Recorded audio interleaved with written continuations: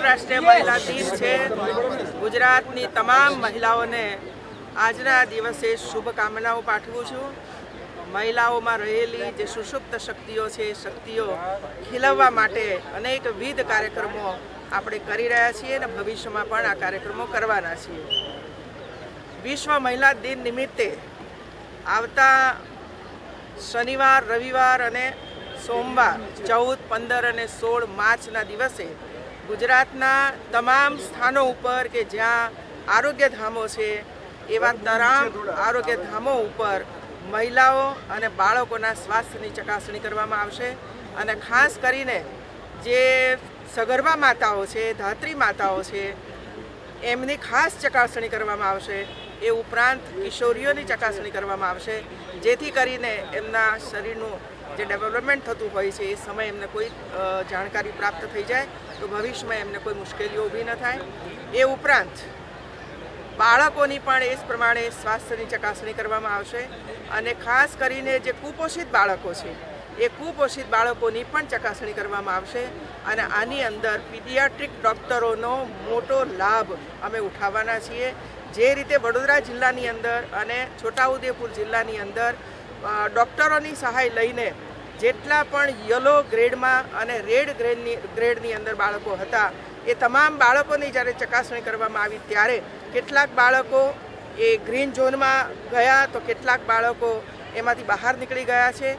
તો હવે પછી આવા જે બાળકો છે એમને સ્પેશિયલ અમે એમને ટ્રીટમેન્ટ આપવાના છીએ અને આ વર્ષના બજેટમાં અમે એ નિર્ણય કર્યો છે કે આ વર્ષને કુપોષણ મુક્ત ગુજરાત બને એના માટેનું એક મોટું અભિયાન છે। કયા પ્રકારની દવાઓની વગેરેની આવશ્યકતાઓ છે એમને પણ એ આપવામાં આવશે।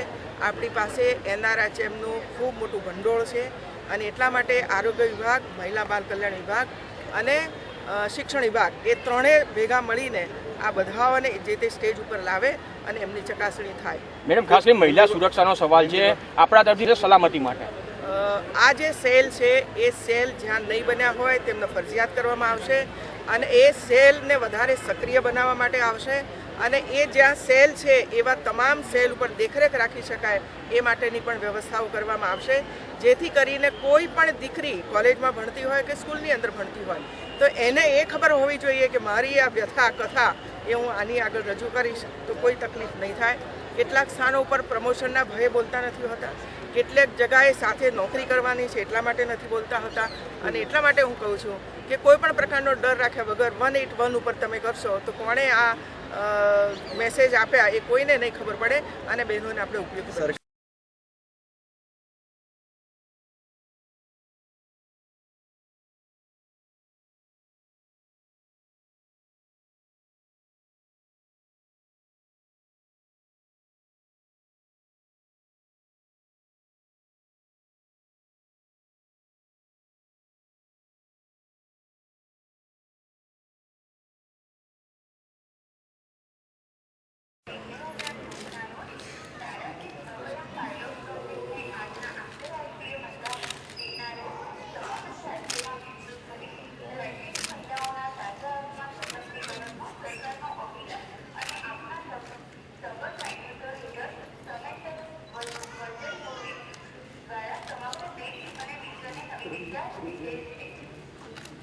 શુભેચ્છાઓ પાઠવું છું। ગુજરાતની મહિલાઓ આ 181 હેલ્પલાઇનનો ખૂબ ઉપયોગ કરે અને પોતાના જીવનને રક્ષિત બનાવે।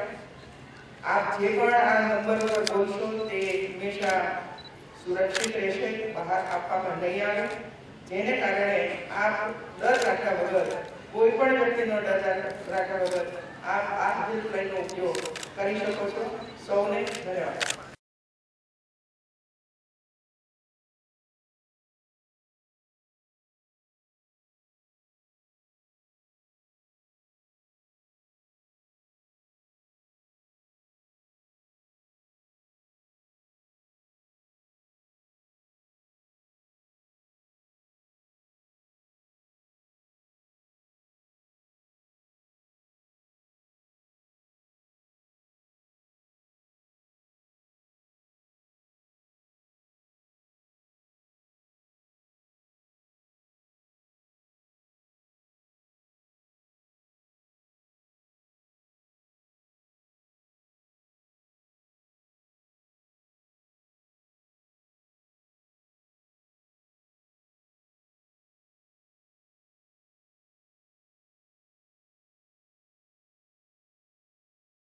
ની અંદર આ 181 ની હેલ્પલાઇન આપણે આજે શરૂ કરવા જઈ રહ્યા છીએ.